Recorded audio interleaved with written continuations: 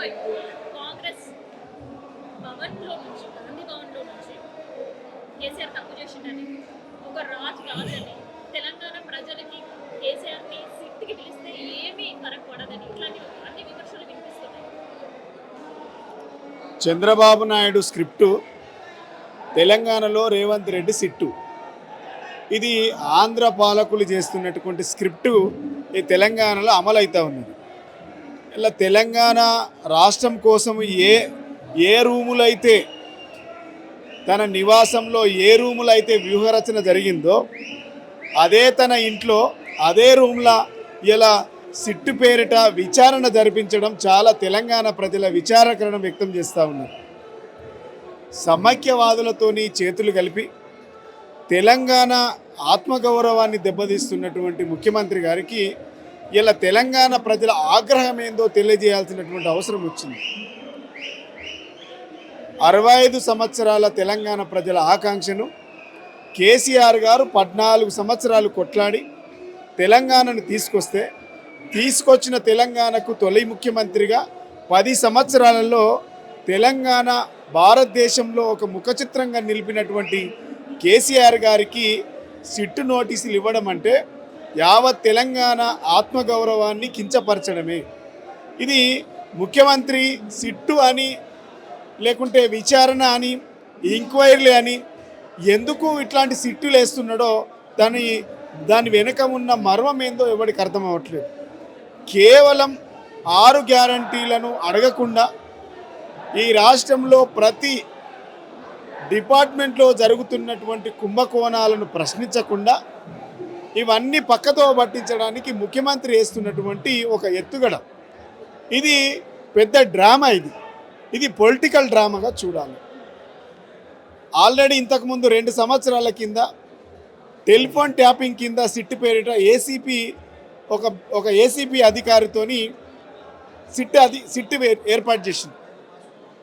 మళ్ళీ 2 సంవత్సరాల తర్వాత మళ్ళీ సిపి అధికారి నేతృత్వంలో మళ్ళీ సిట్టు వేసింది.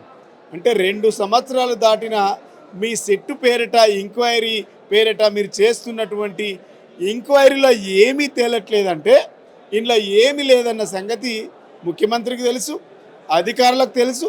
కానీ ఈ డైవర్ట్ పాలిటిక్స్ కోసం ముఖ్యమంత్రి చేస్తున్నటువంటి డైవర్షన్ పాలిటిక్స్ ఇవన్నీ కూడా తెలంగాణ ప్రజలు గమనిస్తూ ఉన్నారు.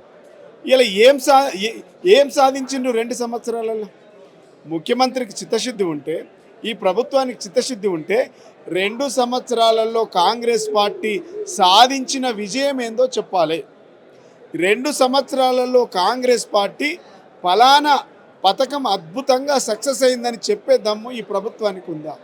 అద్భుతంగా ఫలానా పథకం అమలైంది అని శ్వేతపత్రం విడుదల చేసే దమ్ము ఈ ప్రభుత్వానికి ఉందా? లేదు. ఎందుకు?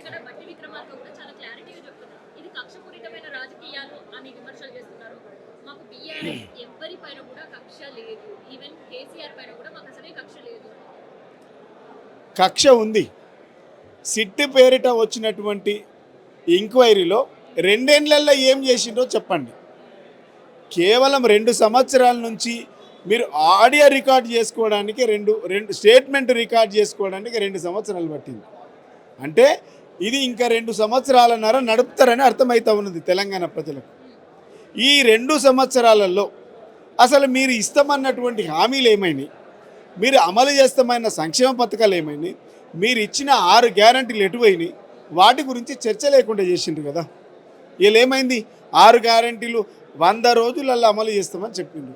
అమలైనయా? 6 గ్యారంటీల ఊసున్నదా ఊర్లల్లో? యూరియా కోసం క్యూ లైన్లు కడుతున్నారు.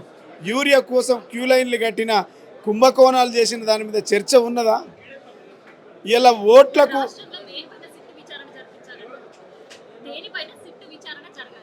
దేనిపైన జరగాలంటే కాంగ్రెస్ పార్టీ అధికారంలోకి రావడానికి 6 గ్యారంటీలు ఇచ్చిండ్రు, 420 హామీలు ఇచ్చిండ్రు, 13 డిక్లరేషన్లు ఇచ్చిండ్రు. 6 గ్యారంటీలు 100 రోజులలో చేయనందుకు, తెలంగాణ ప్రజలను మోసం చేసినందుకు ఈ ప్రభుత్వం పైన, ఈ క్యాబినెట్ పైన, ఈ ముఖ్యమంత్రి పైన సిట్టు విచారణ జరిపించాలి.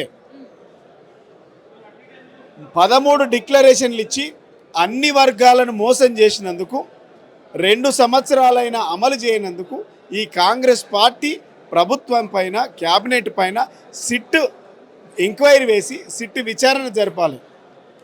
420 హామీలు ఇచ్చి తెలంగాణ ప్రజలను నట్టేట ముంచినటువంటి ఈ కాంగ్రెస్ ప్రభుత్వం పైన సిట్ విచారణ జరపాలి. కేసీఆర్ 10,000 రూపాయలు రైతు బంధిస్తే మేము అధికారంలోకి వస్తే 15,000 ఇస్తామని మోసం చేసినందుకు వాటిపైన సిట్ ఎంక్వైరీ వేయాలి. కేసీఆర్ కళ్యాణ లక్ష్మి కింద 1,00,000 రూపాయలు ఇస్తే మేము అధికారంలోకి వస్తే 1,00,000తో పాటు తులం బంగారం ఇస్తామని ఎగబెట్టినందుకు సిట్టు విచారణ చేసి వాళ్ళపైన ఎంక్వైరీ వేయాలి. 2 లక్షల ఉద్యోగాలు సంవత్సరంలో ఇస్తామని చెప్పి యువతను నిరుద్యోగులను మోసం చేసినటువంటి ఈ రాష్ట్ర కాంగ్రెస్ పార్టీ ముఖ్యమంత్రి ఈ ప్రభుత్వం పైన సిట్టు విచారణ వేసి వీటిపైన ఎంక్వైరీ వేయాలి కదా. ఎంక్వైరీ వేయాలనిపిస్తే ఒకవేళ ఈ ప్రభుత్వానికి చిత్తశుద్ధి ఉంటే ఎంక్వైరీ చేయాల్సి వస్తే సిట్టు విచారణ చేయాల్సి వస్తే మీరు చేస్తున్నటువంటి అవినీతి పైన, కుంభకోణాల పైన, టెండర్ల పైన, కమిషన్ల పైన, కాంట్రాక్టర్ల పంపకాల పైన మీరు తీసుకుంటున్నటువంటి 20%, 30%, 40% ట్యాక్సీల పైన కదా వేయాల్సింది. ఈ ప్రభుత్వానికి చిత్తశుద్ధి ఉంటే ఇలా తెలంగాణ రాష్ట్రం భారతదేశంలో ఒక ముఖ చిత్రంగా చూపించినటువంటి మా పార్టీ నాయకులపైన సిట్టు విచారణ వేయడం, తెలంగాణ సాధించినటువంటి నాయకుడి పైన సిట్టు విచారణ వేయడం అంటే సూర్యుడి పైన ఉమ్మి వేసినట్టే, తెలంగాణ సమాజాన్ని కించపరిచినట్టే. ఇది డెఫినెట్గా దెబ్బకు దెబ్బ తీసుకునే రోజు వస్తుంది. తస్మాత్ జాగ్రత్త అని ప్రభుత్వాన్ని హెచ్చరిస్తాం.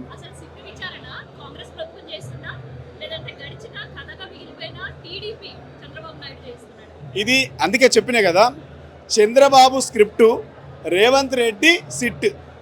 చంద్రబాబు నాయుడు ఏదైతే చెప్తుండో అదే స్క్రిప్టు అమలవుతుంది. అది సిట్టి పేరిట కావచ్చు, కాళేశ్వరం కమిషన్ పేరిట కావచ్చు, లేదంటే టెలిఫోను ఎంక్వైరీ పేరిట కావచ్చు, ఇంకేదైనా సరే ఇది చంద్రబాబు డైరెక్షన్లో నడుస్తున్నటువంటి ప్రభుత్వం, ఆంధ్ర కన్సల్లల్లో నడుస్తున్నటువంటి ప్రభుత్వం, సమైక్యవాదులకు తొత్తులుగా నడుస్తున్నటువంటి ప్రభుత్వం, చంద్రబాబు నాయుడు కన్సల్లల్లో నడుస్తున్నటువంటి ప్రభుత్వం. ఇలా తెలంగాణ ప్రజల బాగోగులు లేవు, తెలంగాణ ప్రజల ఆకలి లేదు, తెలంగాణ ప్రజల దుఃఖం లేదు, తెలంగాణ ప్రజల సంపద గురించి మాట్లాడలేదు.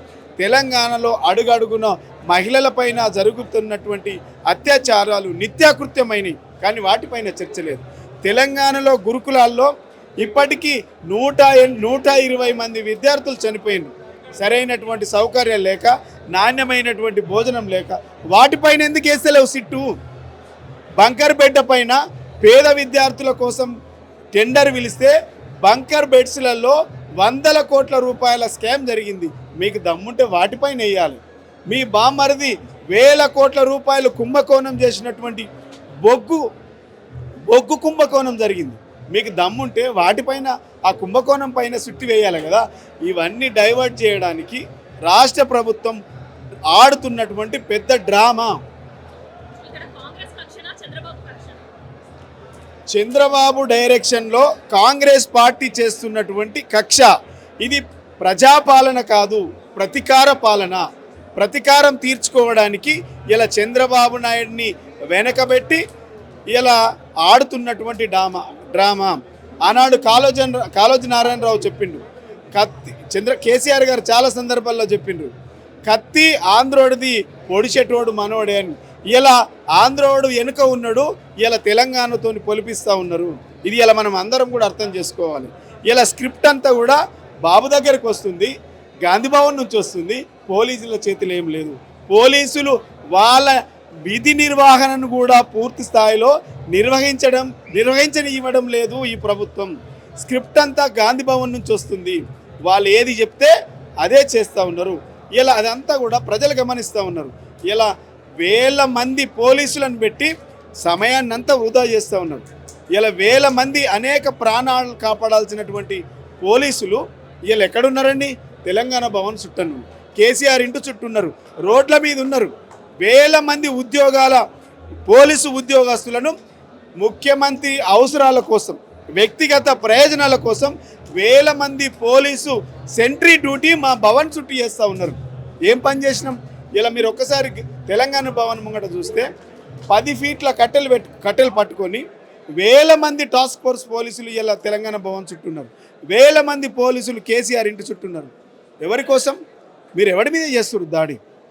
తెలంగాణ ప్రజల మీద చేస్తున్నారు, తెలంగాణ ఆత్మగౌరవం మీద చేస్తున్నారు. ఇక్కడ తెలంగాణ ప్రజలకి, తెలంగాణ ఆత్మగౌరవానికి కేసీఆర్ని విచారణ పిలిచడానికి సంబంధం లేదు అనే విమర్శలు కాంగ్రెస్ పార్టీ గాంధీ భవన్ నుంచి వినిపిస్తుంది. తెలంగాణ ఆత్మ అంటే కాంగ్రెస్కు తెలియదు కాబట్టి, తెలంగాణ అంశం కాంగ్రెస్ పార్టీకి సోయి లేదు కాబట్టి, తెలంగాణ పదానికి ఉన్నటువంటి గౌరవం, తెలంగాణ పదానికి ఉన్నటువంటి గొప్పతనము కాంగ్రెస్ వాళ్ళకు తెలియదు కాబట్టి ఆనాడు సమైక్యాంధ్ర తొత్తులే, ఈనాడు సమైక్యాంధ్ర తొత్తులే. ఆనాడు పదవుల కోసం పెదవులు మూసిండ్రు, ఈరోజు పర్సంటేజీల కోసం పెదవులు మూస్తూ ఉన్నారు. కాబట్టి ఈడ తెలంగాణలో ఉన్న కాంగ్రెసోడు ఎవడైనా సరే సమైక్యవాదులకు తొత్తులే. వాళ్ళ మనసులల్లో, వాళ్ళ మాటలల్లో తెలంగాణ ఆత్మ లేదు అనేది నగ్న సత్యం.